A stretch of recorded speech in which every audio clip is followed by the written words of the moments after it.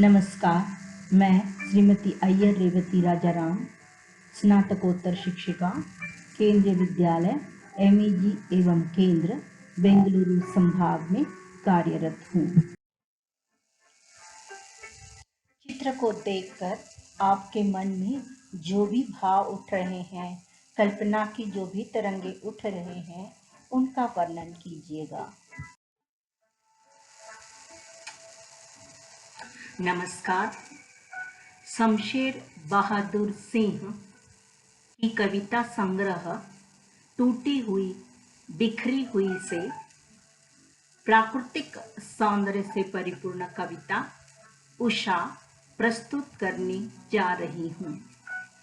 प्रातः नभ था बहुत नीला शंख जैसे, भोर का नभ राख से लिपा हुआ चौका अभी गीला पड़ा है। बहुत काली सिल जरा से लाल केसर से की धुल गई हो, स्लेट पर या लाल खड़िया चाक मल दी हो किसी ने, नील जल में या किसी की गौर झिलमिल देह जैसे हिल रही हो, और जादू टूटता है इस उषा का, अब सूर्योदय हो रहा है। श्री शमशेर बहादुर सिंह का संक्षिप्त जीवन परिचय। श्री शमशेर का जन्म 13 जनवरी 1911 को देहरादून, उत्तराखंड में हुआ। उनकी प्रारंभिक शिक्षा उनके ननिहाल देहरादून में हुई।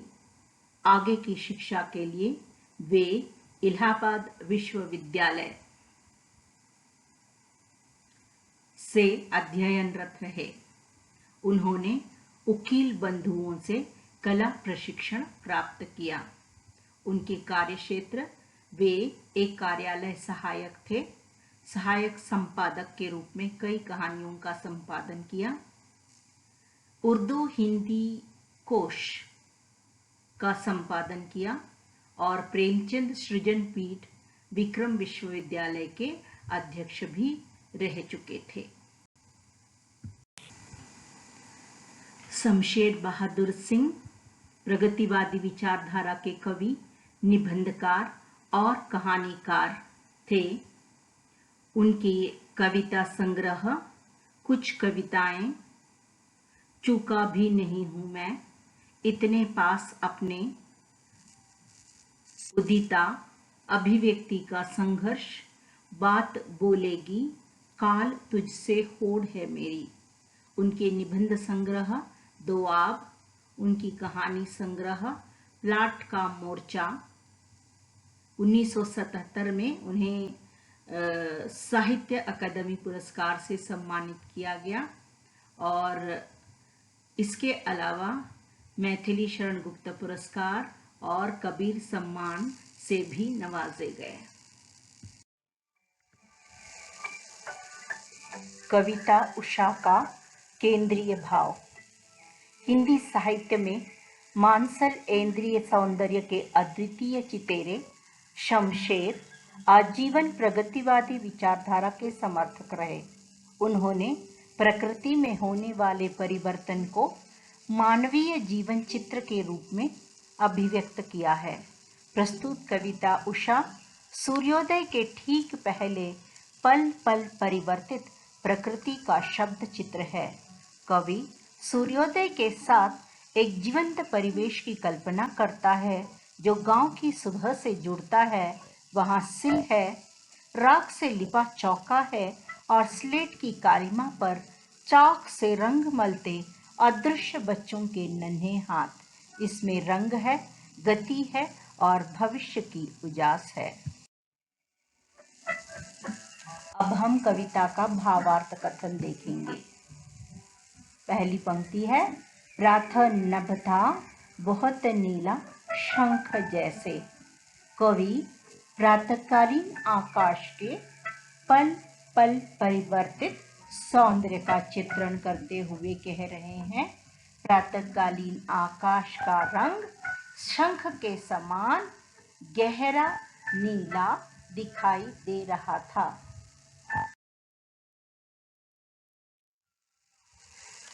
भोर का नभ राख से लिपा हुआ चौका अभी गीला पड़ा है। कवि प्रातःकालीन आकाश की पवित्रता, निर्मलता और आकर्षण का वर्णन करते हुए कहते हैं कि प्रातःकालीन आकाश का रंग शंख के समान गहरा नीला था। उसके बाद भोर हुई। भोर के समय नीला रंग थोड़ा मंद पड़ गया और वातावरण में नमी दिखाई पड़ने लगी। ऐसा लगा मानो आकाश ना हो बल्कि राख से लिपा हुआ गीला चौका हो। नमी के कारण गीलापन था और रंग राख सा गहरा था। बहुत काली सिल जरा से लाल केसर से कि जैसे धुल गई हो। कवि कल्पना करते हैं मानो भोर के झुरमुटे में अंधेरे और सूरज की उगती हुई लाली का मिश्रण। ऐसे लगता है मानो बहुत गहरी काली सिल थोड़े से लाल केसर से धुल गई हो। यहाँ अंधेरा काली सिल जैसा प्रतीत होता है और सूरज की लाली केसर के समान दिखाई देती है। स्लेट पर लाल खड़िया चाक मल दी हो किसी ने। भोरकालीन वातावरण ऐसा जान पड़ता है मानो किसी ने काली स्लेट पर लाल खड़िया चाक मल दी हो। अंधेरा काली स्लेट के समान दिखाई देता है और सूरज की लाली मिट्टी के समान दिखाई पड़ता है। नील जल में या किसी की गौर झिलमिल देह जैसे हिल रही हो। भोर के समय जब आकाश में गहरा नीला रंग छा जाता है और सूरज की श्वेत आभा दिखने लगती है, सफेद प्रकाश, तो उस समय का सौंदर्य ऐसे प्रतीत होता है मानो नीले रंग के जल में किसी गोरे रंग की युवती का शरीर झिलमिला रहा हो और जादू टूटता है इस उषा का। अब सूर्योदय हो रहा है। कुछ समय बाद जब सूर्य उदय हो जाता है तब उषा के पल पल बदलते रंगों का सौंदर्य एकदम छूमंतर हो जाता है।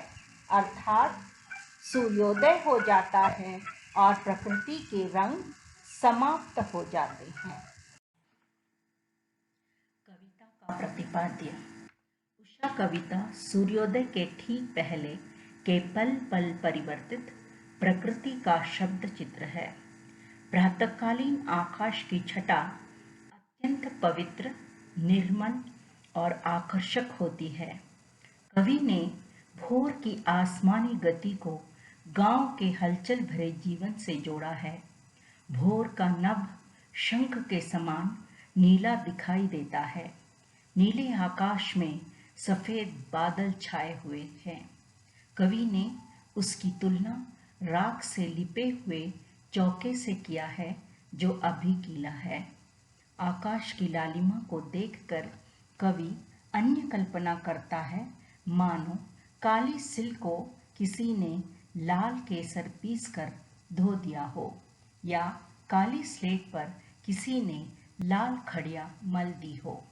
नील गगन में सूर्य की पहली किरण ऐसी दिखाई देती है मानो कोई सुंदरी नीले जल में नहा रही हो और उसका उज्जवल गोरा शरीर जल की लहरों के साथ झिलमिला रहा हो। भोरकालीन आकाश का यह सौंदर्य और आकर्षण समाप्त हो रहा है क्योंकि अब सूर्योदय हो रहा है। अब हम कविता का शिल्प सौंदर्य पर ध्यान देंगे। तत्सम शब्दों से युक्त खड़ी बोली का प्रयोग है। आप संस्कृत मिश्रित खड़ी बोली का प्रयोग है भी लिख सकते हैं। सरल सरस प्रवाहमयी भाषा है। माधुर्य और प्रसाद गुण है। प्राथ नभ था बहुत नीला शंख जैसे में उत्प्रेक्षा अलंकार है। भोर का नभ राख से लिपा हुआ चौका में उपमा अलंकार है। जरा से लाल केसर से कि जैसे धुल गई हो में उत्प्रेक्षा अलंकार है। नील जल में या किसी की गौर झिलमिल देह जैसे हिल रही हो में उत्प्रेक्षा अलंकार है।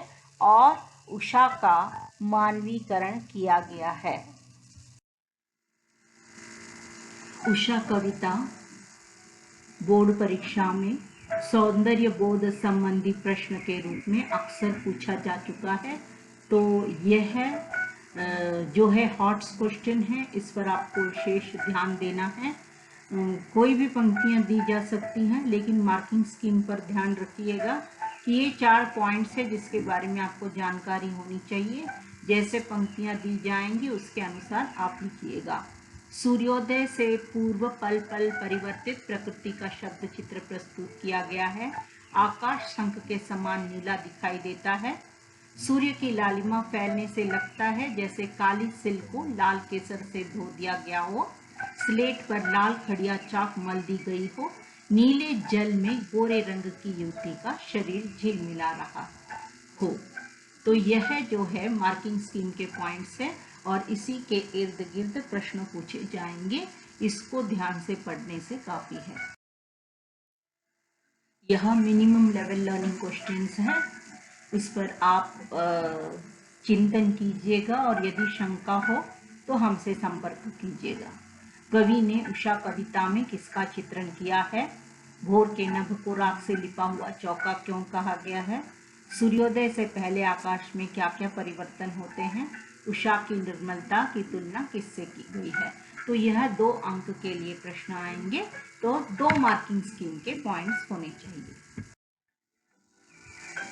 बोर्ड परीक्षा में अक्सर यह प्रश्न पूछा गया है कि कविता के किन उपमानों को देखकर यह कहा जा सकता है कि उषा कविता गांव की सुबह का गतिशील शब्द चित्र है। ऊपर आपने भाव सौंदर्य में जिन मार्किंग स्कीम पॉइंट्स को पढ़ा था, उत्तर वही है, इसीलिए उसको ध्यान से पढ़ लीजिएगा। आशा करती हूँ कि आपने उषा कविता को आत्मसात कर लिया होगा। धन्यवाद।